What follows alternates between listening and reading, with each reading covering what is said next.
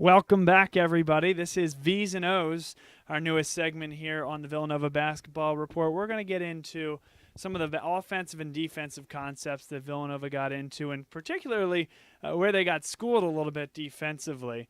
But offensively, without Phil Booth, everything's going to change for this team, and let's talk about it right now. Phil Booth was a guy that when Villanova is out behind the three-point line, when they're working it around, they're kind of playing that 4-out, 1-in defense. Omari Spellman is right about there. And then you have Mikal Bridges. And then you have, let's say, Eric Paschal down here, Jalen Brunson, and Phil Booth. Right? They're working it around the key. Phil Booth can cut in here, find a cutting Eric Paschal, or whether he stays back from deep. You know, it's very free-flowing, the offense that Villanova had been running with Phil Booth. But I mentioned how the offense changed against Marquette. Just 8 assists with 29 field goals. That is not what Villanova has traditionally done, but we're going to take a look at one of their most efficient and effective offensive plays, and you've seen it a little bit before. Mikal Bridges, let's say he's right here with the basketball in his hand, right? And so you have Eric Paschal, Omari Spellman in his normal spot, and you have another guard, Dante DiVincenzo, here. Jalen Brunson has just brought the ball up the floor, and he passes it off to Mikal Bridges. He decides what's he going to do. But look at the important thing here. Every one of these guys is on this side of the floor. So what happens next? Jalen Brunson knows that he's the best back-down guard in the league, the best post-up guy in the country. So Mikal's going to bring the basketball this way, hand it off to Jalen, and Jalen's going to continue on this way. So now your offense looks a lot like this. Jalen is now right here against the man, and Mikal Bridges clears out.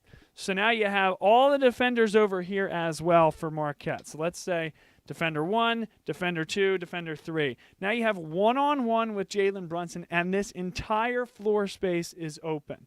So at this point, Jalen goes to his left hand, backs down this guy all the way into this area where he can either hit a cutting guy to the basket or they can stay cleared out, and he can just get it in here, turn around, and fire.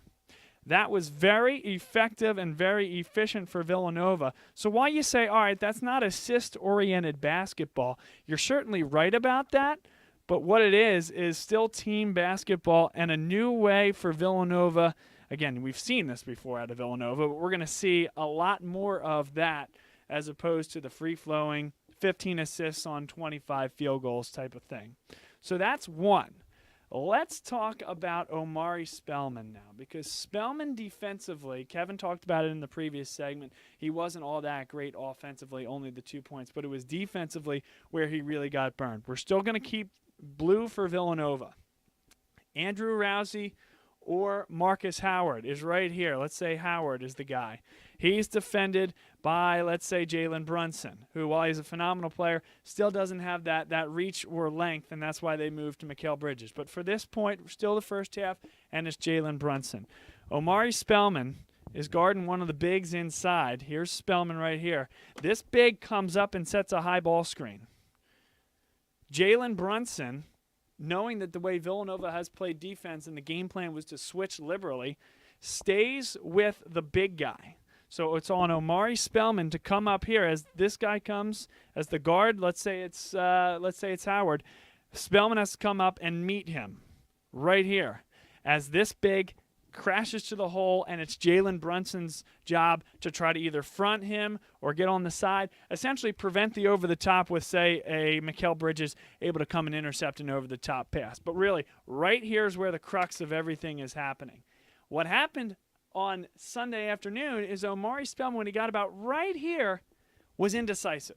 And that's exactly the point. You can't be indecisive because you're either going to get beaten to the hole on a roll, or this guy's going to pop and fire from distance. And that's exactly what happened a couple of times during that game. Kevin, you want to take me while I erase some of this? What do you think about some of this, and what did you see? Yeah, so going back to the offensive side of the ball, talking about Jalen Brunson and getting him into more open space, that's really going to be the new role that he's going to take on.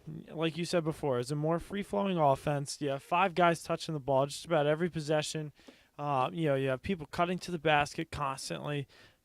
getting open in space. But now you have Jalen Brunson, who's going to now have to take these opportunities for himself. Jay's going to be drawing up a lot more plays to get him in space, whether it's, handing off the ball to guys and setting a pick for him.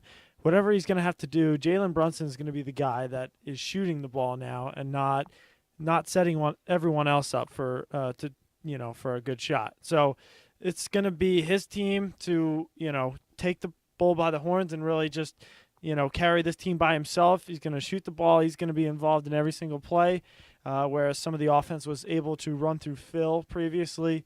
So, like you said, Jalen Brunson is going to have to do it all for this team.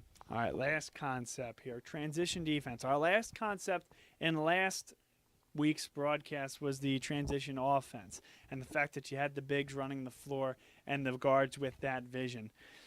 Defensively, things were not as good for Villanova. And obviously the first thing you need to do, you taught this at the rec level, is to stop the basketball. So Villanova certainly does that. The issue when they're switching so liberally in the half court, and by and large that did not work for them, is that when you're trying to get back and contain somebody in the front court, a lot of times they were just too aggressive. So you have Andrew Rousey coming down the floor with the basketball. We're going to make him red since he's not Villanova. Villanova's blue here. Rousey comes down the floor somewhat in transition. Brunson is making his way back. Pascal's making his way back. Out comes Kane. And he spotted up twice in the second half and simply hit an open three because Omari Spellman was trying to contain this guy.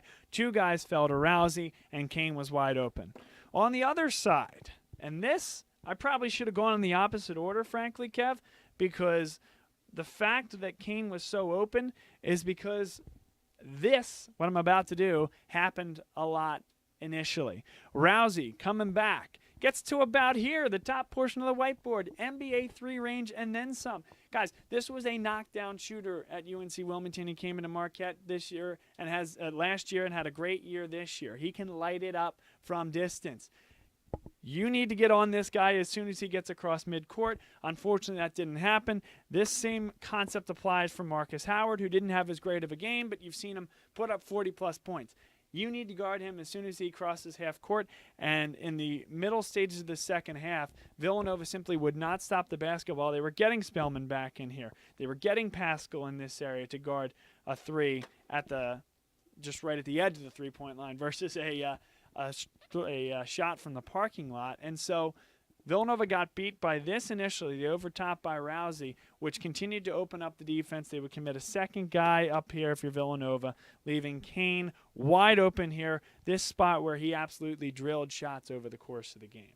So transition defense as well as the high ball screen, which is a very NBA-type concept. You're seeing a lot of that right now. Villanova uses the high ball screen as well, and we can break that down next week because they're going to have two really interesting matchups against Seton Hall and Creighton that we can talk about in the second half of the show, where they have such interesting defensive concepts. I mean, Creighton just lost their big guy, but Seton Hall, they have Sonogo. They still have Angel Delgado, who just became the Big East leading rebounder in the history of the conference. They have guys that you can actually exploit. And then we're going to talk about a guy from Creighton who hasn't had to be that primary big, who's now going to have to guard Omari Spellman. I think Villanova is going to go to the high ball screen quite often in order to beat those two teams. So we'll break that concept down next week. But that's been our V's and O's segment tonight. Certainly hope you enjoyed it. And we're going to come back on the other side. This is BLS.